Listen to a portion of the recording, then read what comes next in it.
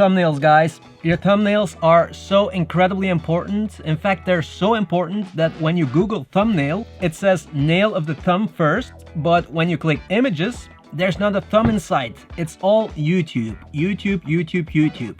It's not a secret anymore that if you want to grow your channel, you need a good thumbnail with a high click-through rate, because the thumbnail is what catches the viewer's attention first, and then the title. So I'll show you some techniques that I use to make better thumbnails. And I also want to show you something that I discovered when looking at my click-through rate analytics. It's something that made me understand click-through rate, or CTR, a lot better, and I think it might help you too if you've ever worried about low CTR.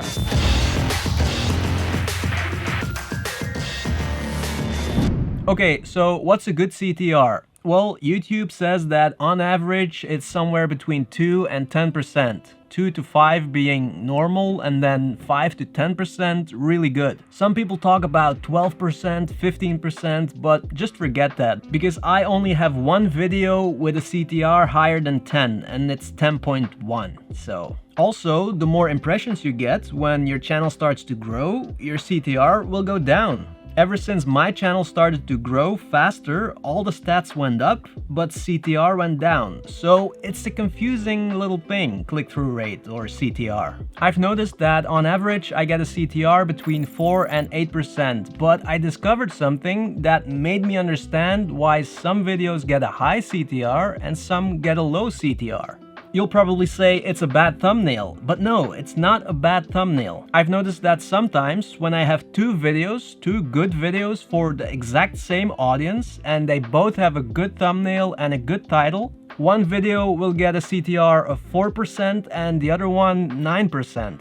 Why is that? YouTube search, that's why. So when you make two high quality videos, but one is on a highly searchable topic and the other one's not, then the video on the highly searchable topic will more likely get a high click-through rate. Let's check my channel analytics here, and you can see that the CTR for YouTube search is a lot higher than all the other traffic sources.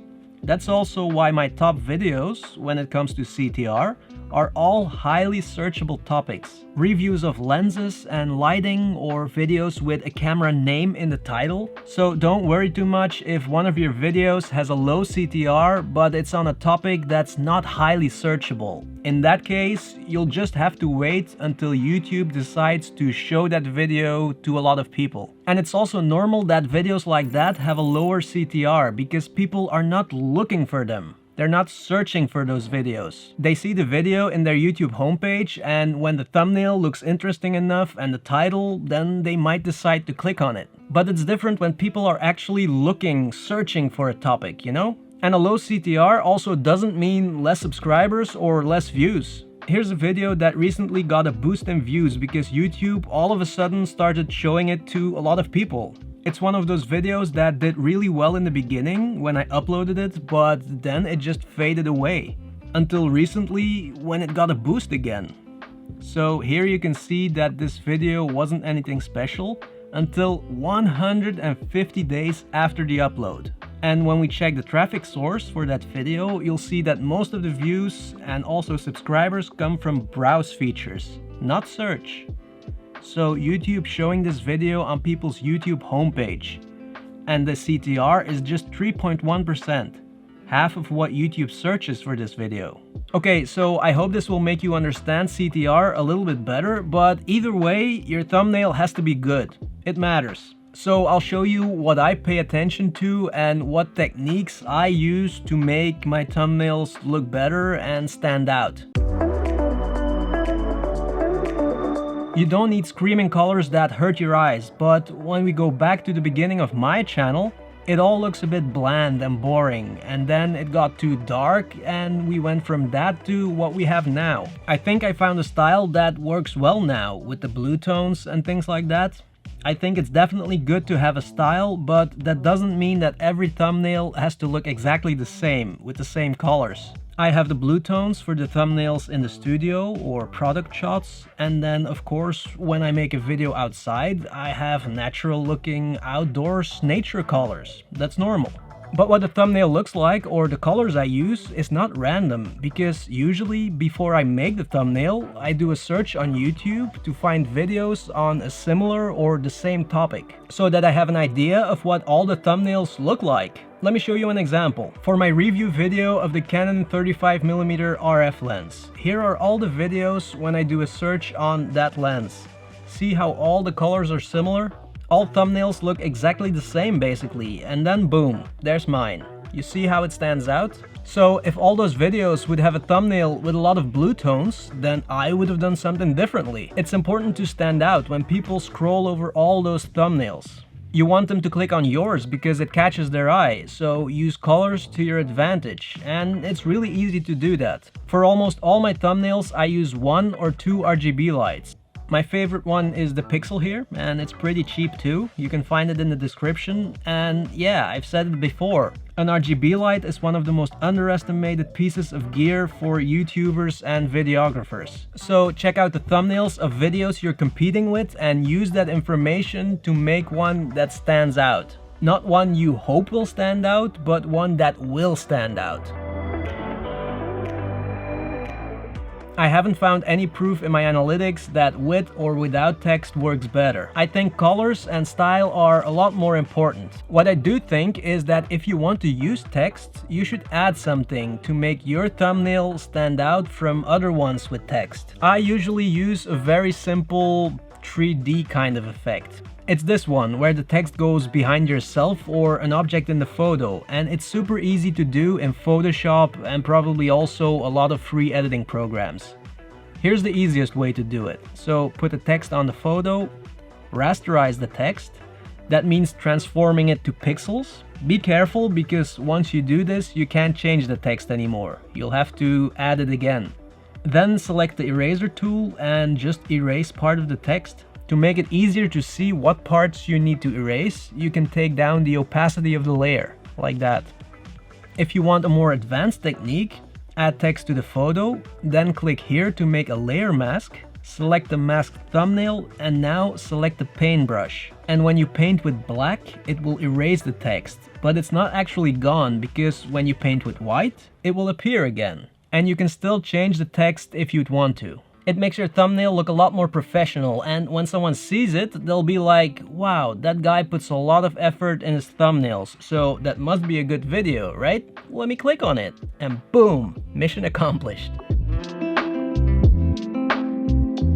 I really like this technique to spice up my thumbnails, flares and lighting effects. Again, it's all about making your thumbnails stand out. So there are a few ways to do this in Photoshop or another editing program. First technique, in Photoshop, go to Filter, Render and Lens Flare. Here you can choose between a few types of lens flares and adjust the brightness. Super simple, that's it. Instantly more oomph in your thumbnail. Another technique is to use overlays. Just Google for free lens flare overlay or free light leak overlay and you'll get a ton of them. And an overlay is just an image file that you drag on top of your photo. So I have my photo at the bottom here and I dragged 2 overlays on top. An anamorphic flare and a light leak. Now, you see the problem, right? There's this black background, but when we set the layer mode here to screen, the black background disappears and we get a cool lens flare. Sometimes, depending on the file, when you move the flare, you'll notice the edges here, but you can easily solve that by selecting the eraser tool, set it to soft edge, and then just erase those lines. And this is what light leak does. I used that effect in this thumbnail, for example. Super fast, super easy, but it just works.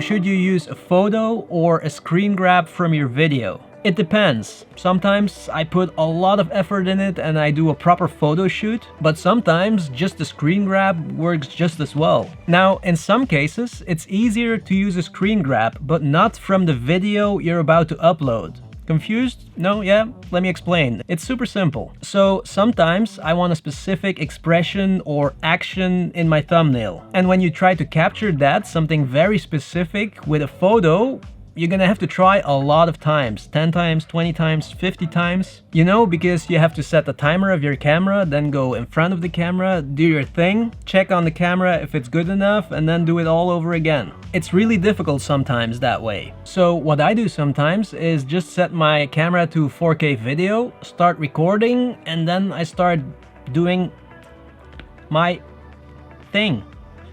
You know what I mean? Right? No.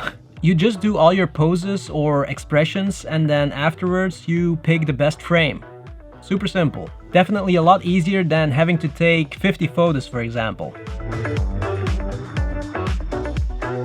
And finally, the style or type of thumbnails. And I find that simple works best. Simple composition, not too much going on. You don't have to show the whole video in the thumbnail, you know? It just has to grab the attention of the viewer. So keep it simple. Close-ups and details always work really well. Make sure to use colors. And if you do want to show more, then keep your composition simple. And make sure that there's not too much distraction, that the viewer knows where to look. And I think that's it, guys. My most important tips for good thumbnails. I hope it helps, and if you want me to take a look at your thumbnails, then just let me know in the comments and I'll take a look. Give you some advice, some tips. More than happy to do that.